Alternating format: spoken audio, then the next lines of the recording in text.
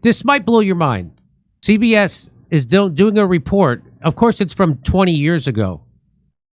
That tells you that the flu shot. Well, this is what they tell you. Watch this. Hold on to your, because this is going to blow your mind. Here's what scientists have found.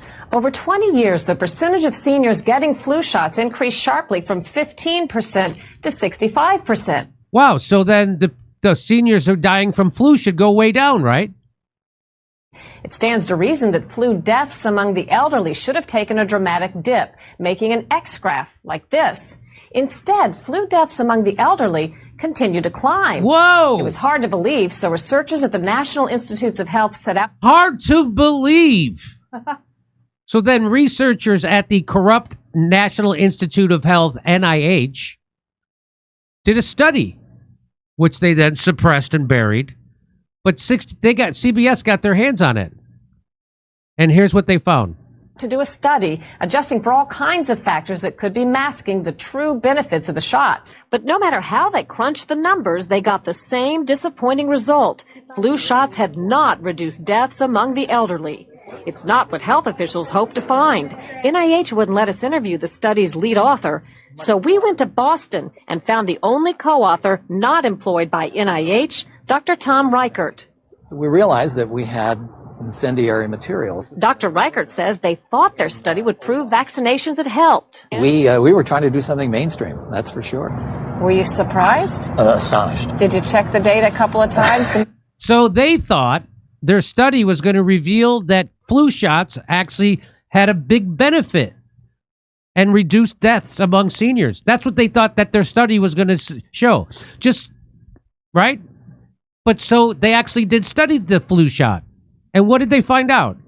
Sure. Well, even more than that, we've looked at other countries now, and the same is true. That study, soon to be published, finds the same poor results in Australia, France, Canada, and the UK. And other new research stokes the idea that decades of promoting flu shots in seniors and the billions spent haven't had the desired result. The current head of national immunizations confirms CDC is now looking at new strategies, but stopped short of calling the present policy a failure. There's an active dialogue into how we can do better to prevent influenza and its complications in the elderly. So what's an older person to do? The CDC says they should still get their flu shots. You should still get it. Whoa. The CDC says you should still get your flu shot. Yeah. Nope. Hey, still take your fentanyl. Don't stop your fentanyl just because, even though that we're looking into it. And if you can, you should combine it with your new booster for COVID. If you can. Yeah. That it could make flu less severe or prevent other problems not reflected in the total numbers. But watch for CDC to likely shift in the near future more toward protecting the elderly in a roundabout way by vaccinating more children and others around them who could give them the flu. So they're doing that. So they were saying that back in 2006. Hey, give the flu shot to people who aren't at risk from the flu so you could protect someone who is. What if you just cut out the middleman of the shot? Yeah, how about that? So they're literally saying give a medical treatment to someone who doesn't need it, so they could maybe benefit someone who they think would, even though their own study shows.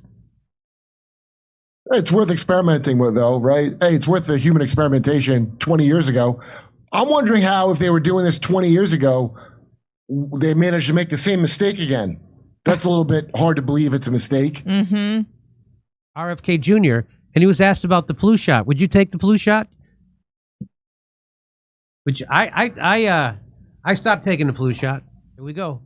In a million years, I would not take the flu shot. Oh, so I guess he wouldn't take it. In a million years. Here we go. In a million years, I would not take the flu shot. And I'll tell you why. Because this is what Cochrane and BMJ have found. People who take the flu shot are protected against that strain of flu. They're 4.4 times more likely to get a non-flu infection. And you might find, and a lot of people do, that they get the flu shot and then they get sick. They're usually not getting the flu. They're getting something that is indistinguishable from the flu because the flu shot gives you something called pathogenic priming. It injures your immune system so that you're more likely to get a non-flu viral upper respiratory infection. In fact, the Pentagon published a story, and you can cite this, it's by Wolfe, W-O-L-F-E, in January of this year, in which they said that the flu shot not only primes you for flu, but it primes you for coronavirus. If you get, they had a placebo group and they had a vaccine group because they wanted for military readiness to see if the flu shot was prophylactic against coronavirus. What they found is actually the people who got the flu shot were 36% more likely to get coronavirus. And that's not a lone study. We found 6 other major studies that say the same thing. If you get the flu shot, you're more likely to get coronavirus. You know, Whoa. That's the head of the HHS that's saying that. He's saying that about the flu shot.